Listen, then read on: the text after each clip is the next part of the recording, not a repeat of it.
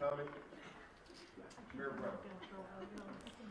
I'm joined today by Buffalo Corporation Counsel Kavette Chambers, Deputy Corporation Counsel Mary Scarpine, Police Commissioner for the City of Buffalo Joseph Gramaglia, and the city's outside counsel from Napoli-Skolnick, Sal Badala and Shayna Sachs. Napoli-Skolnick is the city's counsel in opioid litigation, and they are our counsel, outside counsel in this matter. Today, the City of Buffalo is announcing that it filed a lawsuit in State Supreme Court in Buffalo just before 9 a.m. against gun manufacturers and distributors. This is the first lawsuit of its kind suing ghost gun defendants as well as firearm manufacturers and distributors. Gun industry members have been fueling gun violence in Buffalo and continue to do so every day. Unfortunately, gun violence is only getting worse in Buffalo and across the country. Even with all the things my office and the Buffalo Police Department are doing to curb gun violence, unfortunately, we are still seeing illegally possessed guns get into the wrong hands. The horrific and devastating shooting at Tops on May 14th is sadly just one of many shootings that have taken place in our city. We have suffered too much and for too long from gun violence, and as a community, we must do all that we can to decrease gun violence. Enabling gun use destroys lives and deeply affects our neighborhoods, especially in Black and brown communities. I am proud to stand up to the gun industry and fight for the safety of people living, working, and visiting the City of Buffalo. The city is not going to let gun industry members continue to flood our city with illegally possessed guns. We will hold them responsible. Now let me be clear, our goal is not to prevent legal gun ownership. This is just another proactive strategy that we are utilizing in Buffalo to keep our community safe. We have state public nuisance laws that we are empowered to enforce, and I intend to do everything I can as mayor to protect people and prevent the loss of lives resulting from gun violence. The conduct of certain gun defendants has unreasonably interfered with the public's right to use open space free from fear. Now I will turn things over to Sal Badala, one of our counsels from Napoli-Skolnick. Thank you, Mayor. With the filing of this lawsuit, Mayor Brown, Corporation Counsel Chambers, and my law firm, Napoli-Skolnick, will seek to hold these defendants responsible for the nuisance that they have created, maintained, and contributed to in this great city. According to data from the CDC, in 2020, more than 45,000 people died by gun violence in the United States. Guns were the leading cause of death among children and teenagers in 2020, accounting for more deaths than car crashes. What is clear is that guns are getting into the wrong hands. We congratulate Mayor Brown and Corporation Counsel Chambers and the city for taking this action today, and look forward to working with them to hold these defendants responsible for their actions. I'd now like to ask Buffalo Police Commissioner Joe Gramaglia to come to the microphone for his comments. Thank you, Mayor.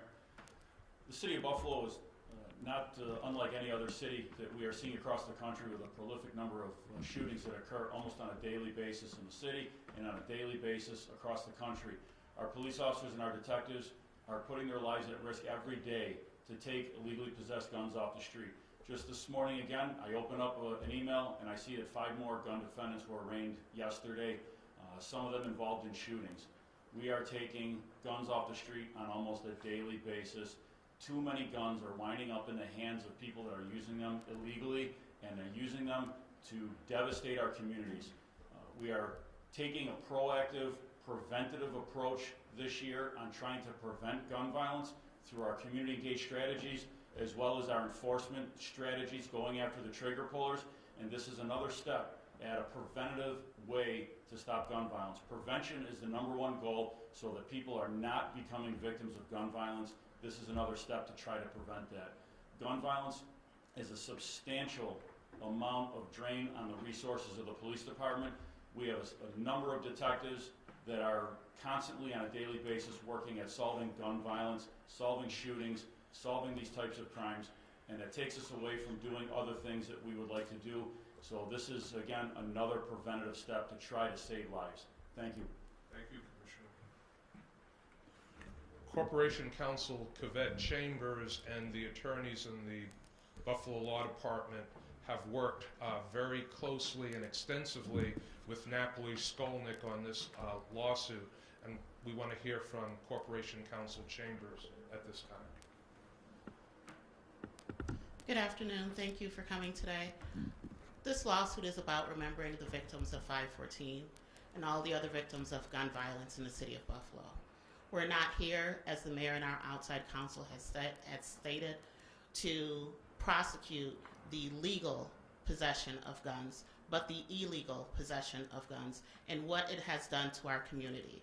The staggering results of gun violence in this city, as well as across the country, have seen young people under the age of 20 being the leading cause of their death. This is something that I feel very passionate about as a mother and as a grandmother, that I want to see my grandchild grow up. I don't want him to have to be a victim of gun violence in school, where we're sending them to school to learn, but yet and still they have to face this reality that's caused by the illegal possession of guns. We've seen what it's done across the city, so I want to stand proudly with the mayor and with my senior deputy corporation counsel, Mary Scarpine, Commissioner Gramalia, and our outside counsel and others to do what we can as a department serving the city, to do everything within our power to prosecute and to defend the city for any actions that are brought against us, and to make sure that our streets are safe. Thank you, Corporation Counsel Chambers. We'll now open up for questions that the members of the media have. Could you explain how the lawsuit works? I mean, how do you go after illegal guns versus legal, and how is it, you said it's the first of its kind. Can you explain that? I'm going to ask Sal Badala to speak to that. Sure. It's first of its kind because it's not only suing ghost gun defendants, but also firearm manufacturers and distributors as well. And what you'll see in our complaint, it's an extensive complaint, instances where people that should never have had guns at all are using those guns in commissions of crimes here in Buffalo. So it's one of the first of the kind. You mentioned how 514 really spurred you all to do this. Why wasn't this done before? Because gun violence has been plaguing the city and taking out young people left and right. We've utilized a number of strategies to curb gun violence in the past. Certainly 514 and that mass shooting fueled by racial hatred was a powerful motivator in this. But as we have said, yes, we want to remember and honor those who lost their lives on 514, but many people have lost their lives to gun violence in the city of Buffalo. There is state legislation that makes the lawsuit that we filed more possible. And I don't know, Sal, if you want to elaborate on that. Sure. Specifically, one of the causes of action is a General Business Law 898, which is a new statute that was enacted by the legislature about a year ago in 2021. And that's one of the causes of action that actually allows the city, like the city of Buffalo, to actually bring a lawsuit for public nuisance against these specific defendants. Sal, can you talk a little bit more, though, about how this will exactly hold them accountable? Sure. This lawsuit, it's a civil action. So we're here to look into, here we're suing because of the process that they are not taking, things that they're not doing. For example, are they tracking when guns are used in the commission of a crime? Guns that are purchased in other states. You might have heard of the Iron Pipeline. Purchased in other states and then are used in the commission of crimes here in Buffalo, for instance. Eileen, a follow-up on her question. I'm not an attorney. So are you seeking damages? Are you seeking to cease and desist? Are you seeking to compel them to operate differently? What would the results of a win in a lawsuit like this be? Sure, we're seeking damages. One of the causes of action, like I said, is the 898. It's a public nuisance, so we would seek abatement and all of the elements that are included in abatement, but damages specifically to answer your question. But given the immediate need that you want to stop this violence, lawsuits in the legal part take so long and can be dragged out. How will this move quickly in the process of the legal world? This is just one of many strategies that we are employing to decrease gun violence in the city of Buffalo. And we know that gun violence is fueled by people who are illegally possessing and using weapons in our community. Gun manufacturers and gun distributors play a major role in that, and we want to send a very clear and powerful message to them that we will not take it. And we believe that there are legal avenues on our side to put pressure on gun manufacturers and distributors as one of our strategies to make the streets of our city safer. That being said, Yes. If I can piggyback off of that as well. When we started and the city started its opioid lawsuit, there were no measures in place at that point, and CVS quickly, as an example, after that lawsuit was started, then changed the opioid prescriptions to just a 7-day prescription. So we believe by bringing these lawsuits, it puts these defendants on notice, and that these changes can be made, because they're not going to be making these changes until they're actually being held responsible by the city of Buffalo. Can you say what gun shops are being named in there? It says local gun shops with names. We don't have. Sure. One of them is Vintage, where the gun was purchased in the shooting for the Tops. Claudine, did you have a follow-up? Yeah, I remember after the shooting in Chicago, Highland Park, they also, I think, filed a lawsuit against maybe Smith & Wesson, one of them. For the plaintiffs, it's an uphill battle, isn't it? It's a battle, but it's one that with the state legislation that was passed last year, as Sal said, that we're prepared to fight.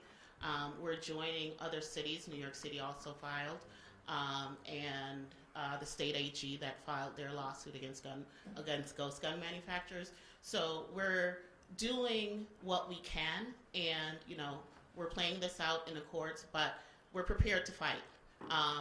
No one maybe thought that we were going to be successful when we did opioid, but we've been successful. So while it is a first instance of a case of this kind, we have other municipalities that are also filing. So it's a problem that's recognized in the state and also nationally that we have to do something right now to start holding these gun manufacturers accountable.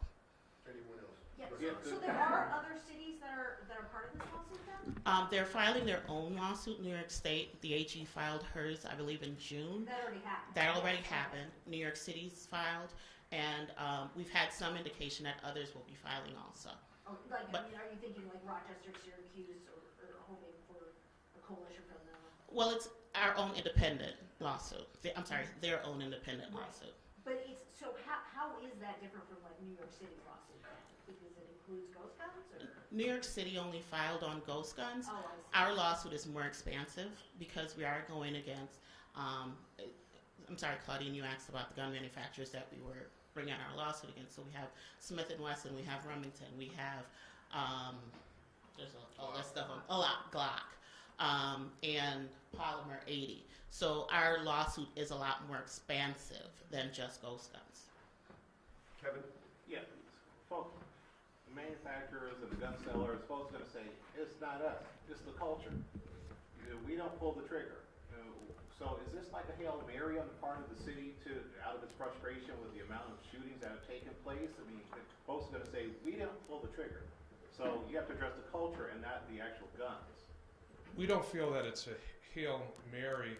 Clearly, as you heard the attorneys say, there are many more things that gun manufacturers and distributors can be doing to keep communities safe. They choose not to do those things, and we're holding them accountable for what they are not doing and for what they could do to keep communities safer. Anyone else? So, Claudia? maybe for the commissioner, what will this mean for you as a commissioner? Is it going to send a message? Do you think it's going to scare any of these people who are using guns now, especially the ghost guns? You know, I don't know, but we'll take all the help we can get, and I think one thing that has to be understood is that the police department takes in anywhere from about 8 to 950 guns a year. In 2019, we took off the street over 950 guns.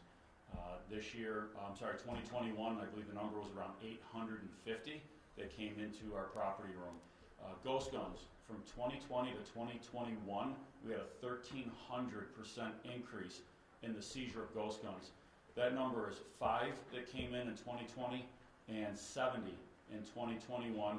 And going through the first half of the year, we were tracking to beat last year's number. So something has to be done about the amount of guns that are flooding our streets. It's not the legal gun owners, as we said up here, that are out there causing harm, causing violence, that are shooting people in our streets. But it's the guns that are coming in. That's the mechanism that is being used to cause this violence. So any help we can get to reduce the number of guns that are out on the street, we have to do something about it. Can you talk about the number of shootings that have taken place since 5/14 to today? Because it seems that there have been an incredible number of shootings, and many of them fatal as well. Can you talk about the numbers since 5/14? Yeah, I mean, so far this year, we have seen some successes over the past couple of years. Our shootings are down about 35% year to date compared to last year. But you still have to look at 2019, where we had, I thought we had a very good year reducing gun violence. We were down about 25% from the prior year. I believe we were around 188, 189 shooting victims. But the last 2 years, 2020 and 2021, we're at 355 people shot each of those 2 years.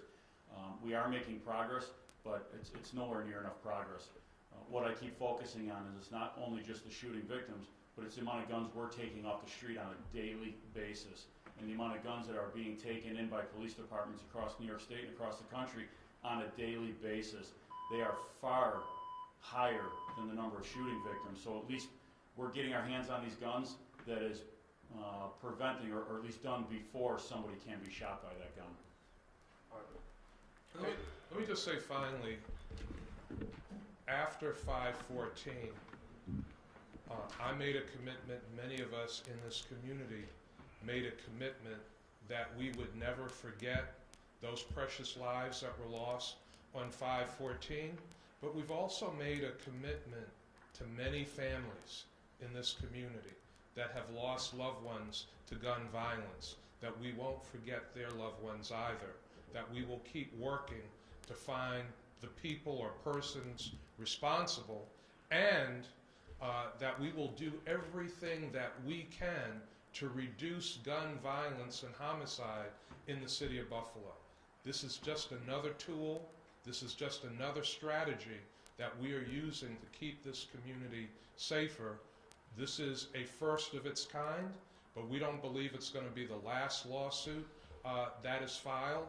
People are fed up with losing lives to illegally possess guns, guns falling into the wrong hands, and we are going to fight with everything that we have to send a message to gun manufacturers and distributors that they can do more and hold them accountable.